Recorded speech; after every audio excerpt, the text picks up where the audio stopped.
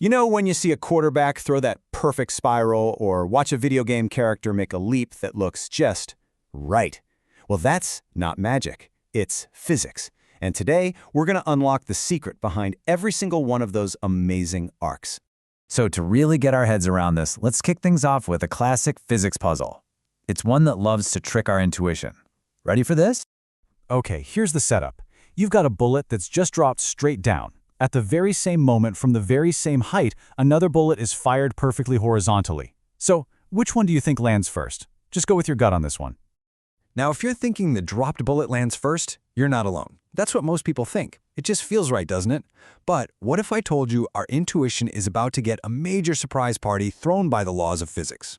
The key to solving this whole riddle, and really, the key to understanding any object flying through the air, comes from this absolutely game-changing idea from the one and only Galileo Galilei. And here it is. This is the big one. Galileo figured out that the horizontal and vertical motions are completely independent.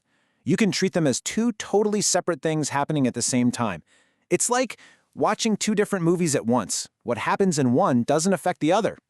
Okay, so just so we're all on the same page, when we say projectile, we're talking about any object that's just flying through the air where the only major force acting on it is gravity.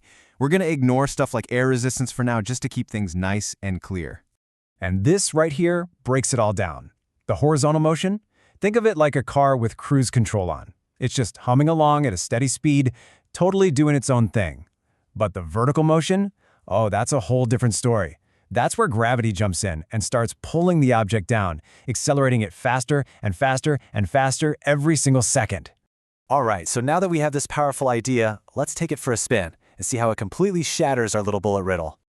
This visual just says it all. You see that perfect, graceful curve? That's not one motion. It's actually a combination of two simple ones, the object trying to go straight and gravity constantly pulling it down. It's this beautiful dance between the two that creates the arc. And if you like seeing the numbers, this table makes it crystal clear. Just look at the horizontal velocity column. It's constant, 20, 20, 20. It never changes. Now look at the vertical velocity. It's growing steadily every single second. That's Galileo's big idea right there in black and white. So, the grand finale for our riddle. That sideways speed of the fired bullet?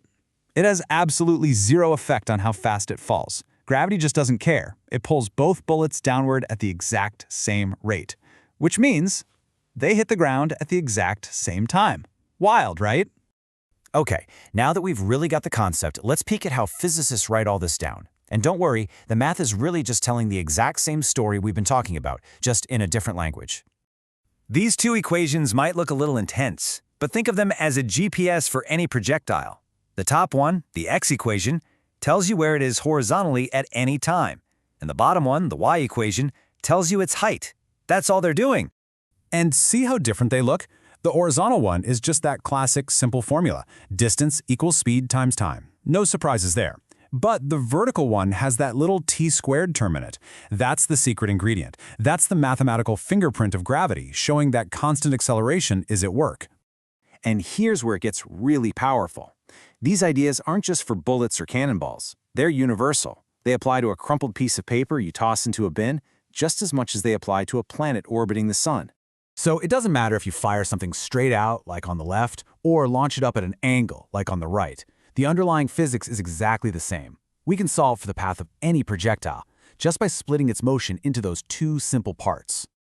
And this stuff is happening all around you, all the time. Think about it. A dog leaping into a lake, a basketball arcing towards the hoop, even a cannonball in an old movie. It's all just projectile motion.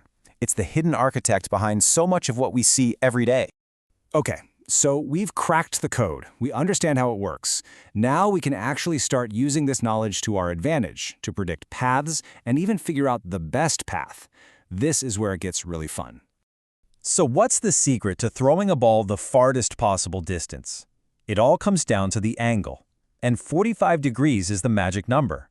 It's the absolute sweet spot, that perfect balance between upward flight time and forward speed that lets you achieve maximum range. And get this, physics has a pretty cool sense of symmetry. If you launch something at, say, 30 degrees and then launch it again at 60 degrees, assuming the same initial speed, they will land in the exact same spot.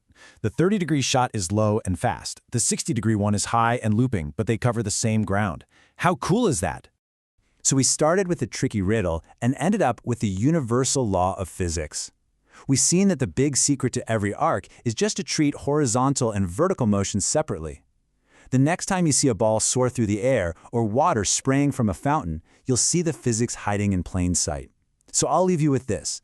Now that you know the secret, what are you going to see differently?